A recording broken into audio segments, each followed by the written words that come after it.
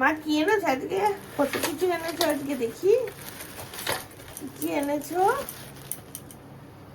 তো কাঁকড়া এনেছো গো, আমার ফেভারিট। ওয়াও, দারুণ তো কাঁকড়া। আর কি এনেছো দেখি? কাঁকড়ার কি কষা বানাবে? বাপরে, তারপর কি ইলিশ মাছ। বাবা, দারুণ ব্যাপার তো। সব আমার ফেভারিট খাবার, সব আমার ফেভারিট।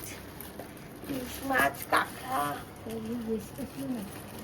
আর এটা কি? এটা ওরে বাবা, তো মাটন এনেছো গো। কি আসবে আজকে? হ্যাঁ, এত কিছু এনেছো। ইলিশ মাছ, মাটন, কাঁকড়া, কই মাছ। কে আসবে আজকে? সব তো মানে যেগুলো আমি খাই সেগুলোই এনেছো।